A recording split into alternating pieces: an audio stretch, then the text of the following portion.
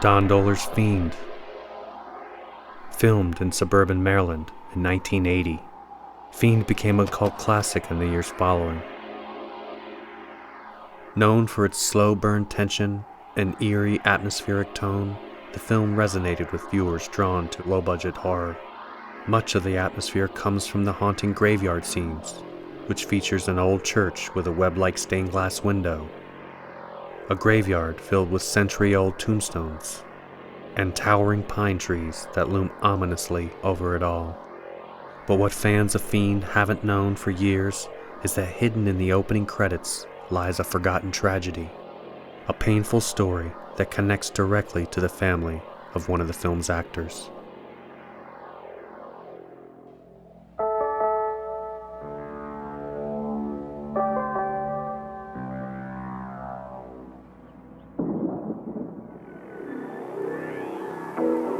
I think a lot of you, Angie.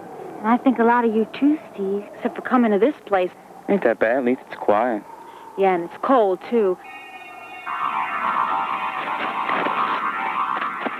For decades, Fiend was only available in low-resolution VHS, with a darkened day-for-night color timing. But in 2018, movie distributor Massacre Video rescanned the original 16mm film elements and offered the first glimpse of the opening without the day-for-night color timing.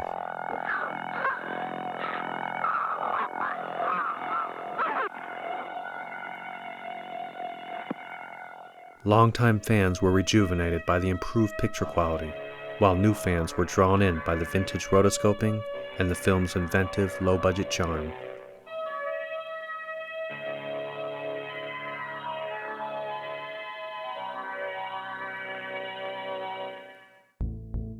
Almost immediately, fans started to wonder where the graveyard was located. If it was printed anywhere, it's probably in B-Movie Horrors, the definitive guide to Don Dohler's first 5 films. However, there was no mention of where that location is. IMDb is usually a reliable source for filming locations, but on Fiend's IMDb page, that location is left out. Even on the new audio commentary, cinematographer Richard Geiwitz is unsure about the exact location. It was somewhere in Lutherville and Timonium, and I can't remember exactly where it was, but it was kind of out in the boonies. Perhaps there's a detail in the movie that might help. A name on a gravestone. Most of the gravestones are too soft or too far in the background to be read. But in one shot, a partial name is visible. On the VHS, it's nearly impossible to decipher, but the new Blu-ray transfer makes it clearer. A name begins to come into focus. Charles E. or F., followed by what looks like Stover. After searching through various ancestry and cemetery databases, I was able to locate the grave online. There was a photo, and it was definitely a match.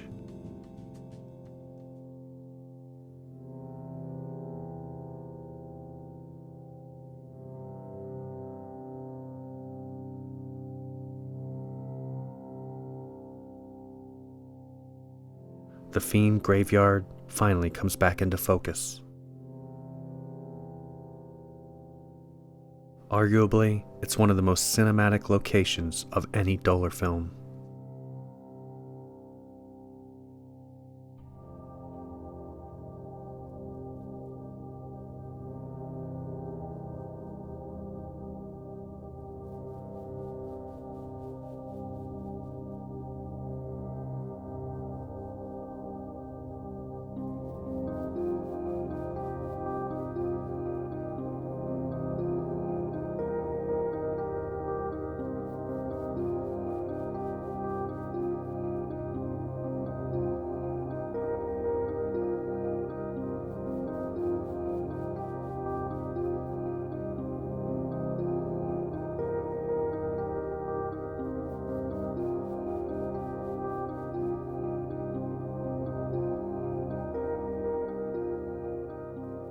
A row of century-old Norway spruce stretches out, their drooping branches adding to the scene's moody atmosphere.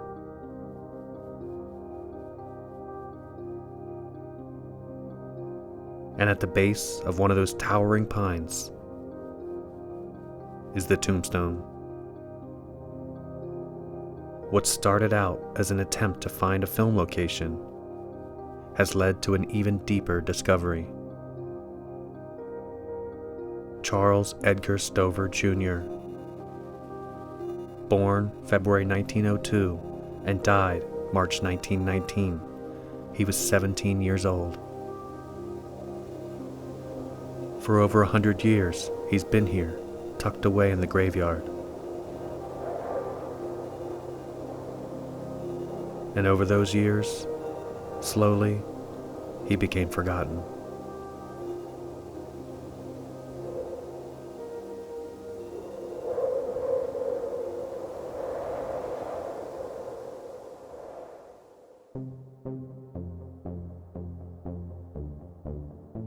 George Stover, beloved B-movie character actor.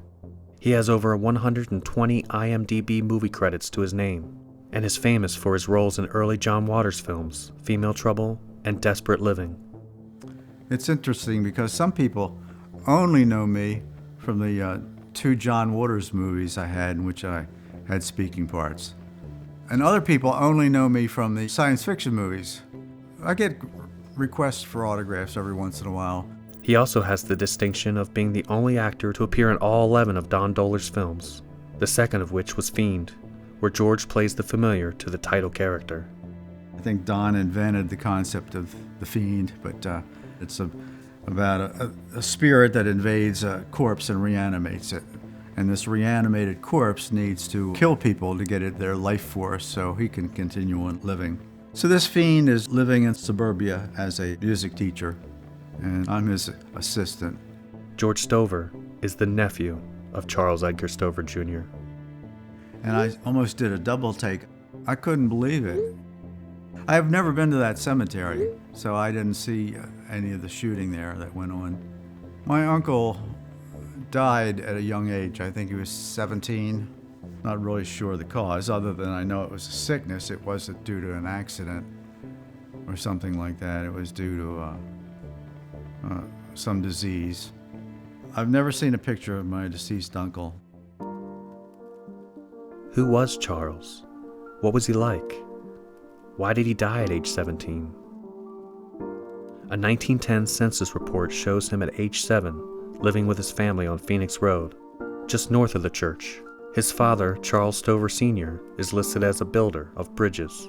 It also lists his mother and his 3 brothers, Gilbert, age 13, William, age 12, and George, age 3. At that time, the small town of Phoenix, Maryland was a train stop on the way to Baltimore.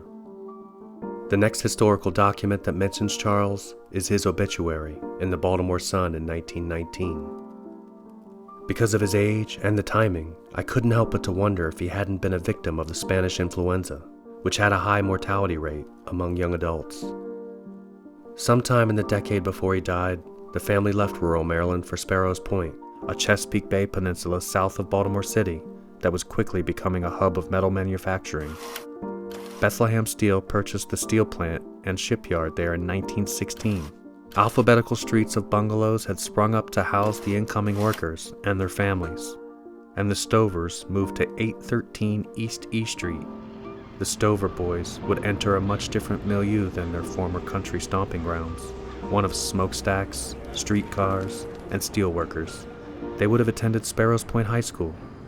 It seemed like the kind of childhood that was filled with promise, but on March 1st, 1919, after a month-long illness, Charles died.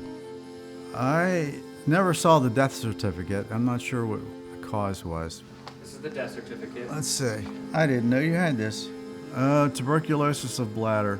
I didn't know tuberculosis was that specific to a organ. My father acted like, back in those days, medical science hadn't advanced to the point where they had cataloged the countless diseases that exist, so they would put something on the death certificate that was kind of general and non-specific. So, on March 4th at 1 p.m., the family took a train from Sparrows Point to Phoenix Methodist Episcopal Church to attend the funeral, and then to Poplar Methodist Protestant Church Cemetery for the interment.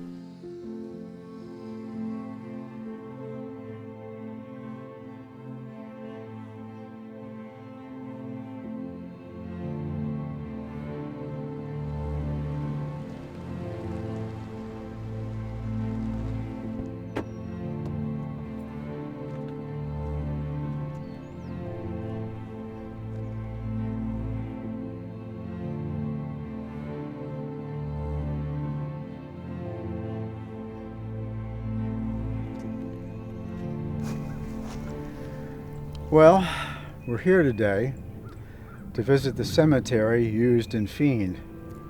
It was 45 years ago when Fiend was shot here. Of course, I've never seen it in person. I've only seen it on film. None of my scenes were shot here. It looks different in person than on film. A lot of Stovers, I didn't know that.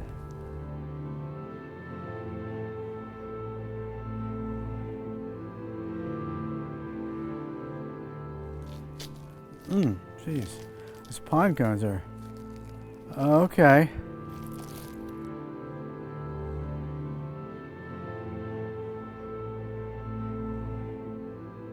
Charles E. Stover, Jr., born February 19th, 1902, died March 1st, 1919. Knowing God as he did, there was no sting. What do you think that means? Well, first of all, it tells me that he was a Christian, or at least a believer. Well, I mean, I knew they were all Christians, but it tells me my relatives were God-fearing people, which is good to know. He's being remembered more today than after he passed. If he's looking down from heaven, I'm sure he'd appreciate it.